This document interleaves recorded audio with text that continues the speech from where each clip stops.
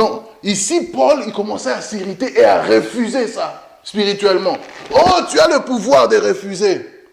Tu as le pouvoir de refuser telle ou telle loi, spirituellement, je parle. Tu as le pouvoir de commander des choses dans cette région de Normandie. Tu as le pouvoir. Je croyais que tu allais dire Amen.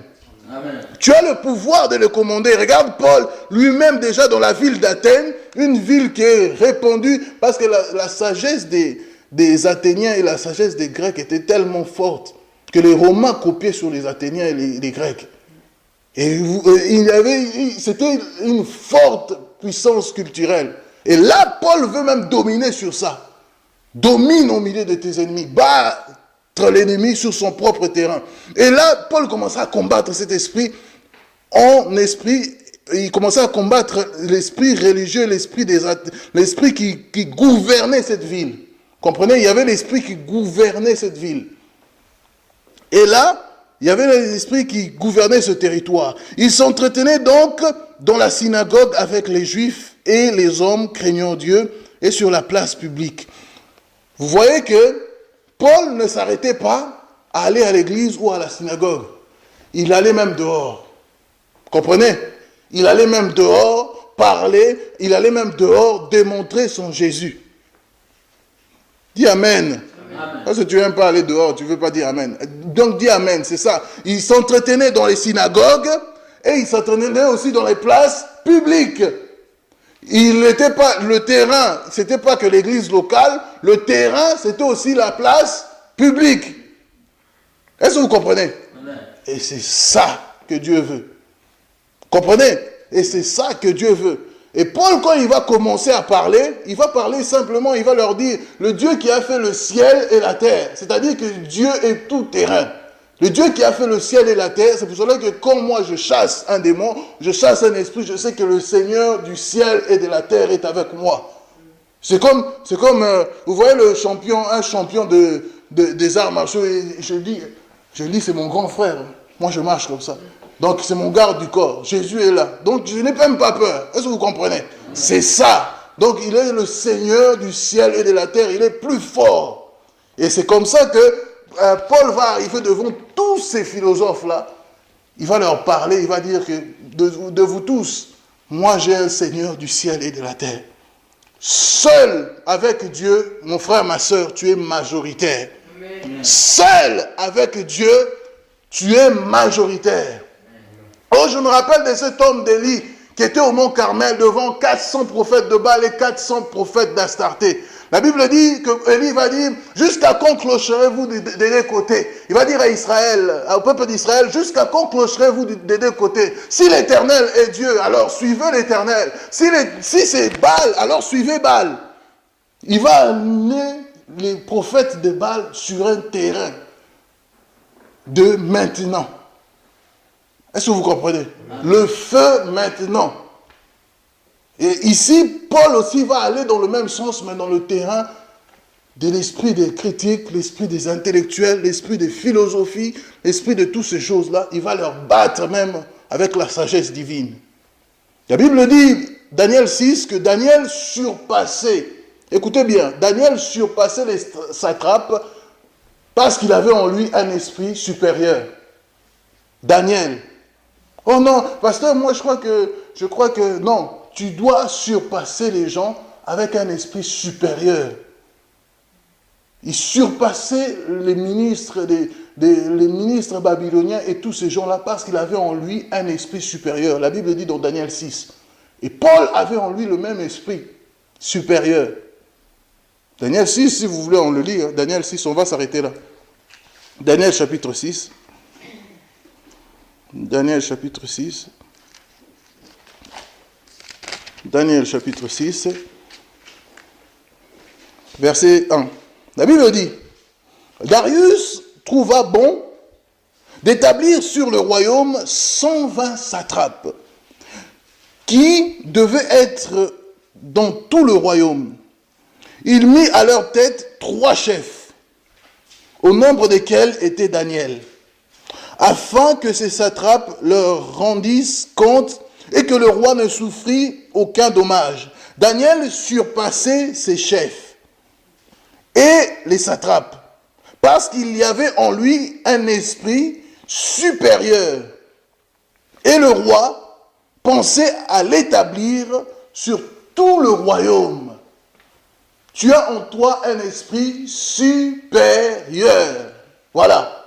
Tu as en toi un esprit supérieur. Parce que tu as le Saint-Esprit en toi. Ce n'est pas de l'orgueil. Ce n'est pas de la prétention. Ce n'est pas de la présomption. Non. C'est que tu as en toi un esprit supérieur. Et quand tu as un esprit supérieur, Dieu va t'aider. Est-ce que vous comprenez? Dieu va t'aider. La seule chose que tu as à faire, tu dois prier Dieu qu'il puisse t'utiliser. La seule chose que tu dois faire, c'est t'incliner, c'est demander avec humilité, Seigneur, utilise-moi. C'est tout. C'est ce qu'a fait cet homme de Paul. Seigneur, utilise-moi. Regarde devant tous ces Athéniens philosophes, des doctorats, des thésards, des gens qui sont tellement intelligents.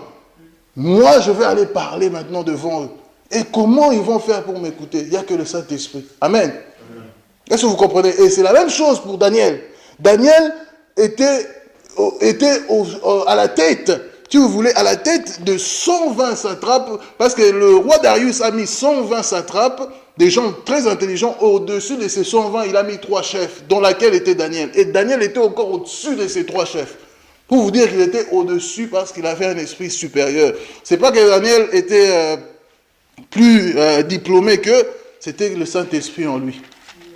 C'était la manifestation de la sagesse de Dieu en lui.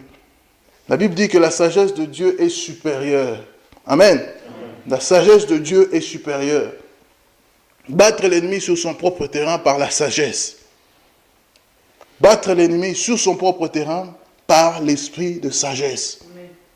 Des fois, il ne faut même pas crier. Des fois, il ne faut même pas bouger. Il faut avoir l'esprit de sagesse. Est-ce que vous comprenez? Amen. Parce que la sagesse, je vais vous dire une chose. Quand la sagesse se manifeste, à la fin de la sagesse, de cette manifestation, il y a un don qui s'appelle le don de la parole de sagesse. À la fin de ce don de la parole de sagesse, il y a toujours un discernement quelque part. Comprenez? Dieu t'emmène à discerner quelque part. Amen. Dieu t'amène à discerner quelque part. Vous savez, Dieu m'a sorti des choses, des choses, des situations difficiles. Pourquoi? Parce qu'il y avait en moi quand même une part de ce don de sagesse ou de discernement. Des fois, ça prend du temps. Pour discerner ou pour parler avec sagesse, ça prend du temps. Je vous prends l'exemple, on connaît très bien cet exemple. On ramène à Jésus une femme qui était surprise en flagrant délit d'adultère. Comprenez? Et Jésus continue à écrire par terre. C'est Jean 8. Il écrit par terre. Et on continue à lui dire, mais la loi de Moïse, Seigneur, la loi de Moïse nous dit de lapider une telle femme. Et c'est vrai. Cette femme devait mourir. Mais Jésus continue à écrire par terre. Parce que ça prend du temps, la parole de sagesse. Ça ne sort pas comme ça. La sagesse ne sort pas comme ça. Oh non, j'ai la sagesse, je sais ce qu'il faut faire. Non, ça prend du temps. Tu dois prendre du temps dans la prière. Et Jésus continue à écrire par terre et à un moment il se lève. Il lève sa tête. Il dit, celui qui n'a jamais péché, jette la première pierre. Et la Bible dit, chacun d'eux, par le plus grand jusqu'au plus petit, accusés par leur propre conscience, ils commençaient à partir.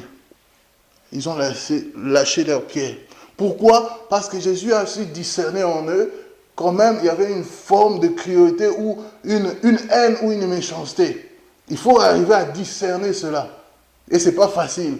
Et là, la Bible nous dit que la sagesse de Daniel était supérieure parce qu'il arrivait à résoudre des problèmes que même les spécialistes, les ministériologues, des doctorologues, des je ne sais pas qui, des gouvernementaux, des experts ne pouvaient pas. Est-ce que vous comprenez? Des problèmes dans le royaume là, de politique, ils n'arrivaient pas. Et Daniel, par l'esprit de sagesse, arrivait. Et c'est la même chose que Paul, avec les stoïciens et les épicuriens, arrivait à parler Parce qu'il y avait en lui un esprit de sagesse. Et l'esprit de sagesse arrivait à discerner. Et il dit, lui-même, en commençant, Paul, acte 17, il dit, homme, je vous trouve religieux en regardant dans votre ville ceux qui vous conduisent dans cette dévotion sur les statues, les idoles, les machins. Donc il a discerné qu'il y avait un esprit fort d'idolâtrie et il pouvait maintenant parler par sagesse. C'est la même chose que toi, dans un milieu, dans ta famille, dans tout ce que... Il faut d'abord prendre du temps. Ça peut prendre 5 ans, tu n'arrives toujours pas. Mais Dieu, mais parle-moi pour ce cas. Dieu, ça peut prendre 2 mois, 3 mois, mais il faut être patient parce que Dieu veut t'aider à vaincre aussi par la sagesse. À vaincre aussi par la sagesse. Parce qu'il ne suffit pas simplement de battre l'ennemi. Oh non, je te chasse, démon. Sors. Mais le démon, il ne sort pas. Parce qu'il faut une forme de sagesse. Oh non, toi, dans ma vie, sors, tu vas par la force. Mais ce n'est pas ça la stratégie. C'est par la sagesse maintenant qu'il faut gagner. C'est la raison pour laquelle, une fois, les apôtres vont marcher, ils vont arriver dans une ville, Macédoine. Et la Bible dit que le Saint-Esprit, par la sagesse, leur interdit d'entrer dans cette ville. Et pourtant, la Bible dit, allez partout dans le monde, n'est-ce pas? Prêchez la bonne nouvelle. Mais par la sagesse de Dieu, ils vont éviter ce piège. Battre l'ennemi par la sagesse. Est-ce que vous me suivez? Alors l'enseignement est trop profond. Battre l'ennemi par la sagesse. Et la même chose qui est arrivée à Paul, devant les philosophes épicuriens. Il commençait à parler de Jésus, il parlait de Jésus.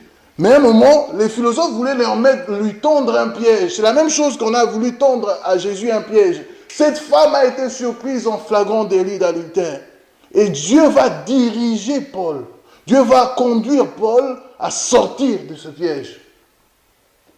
Battre l'ennemi sur son propre terrain par la sagesse.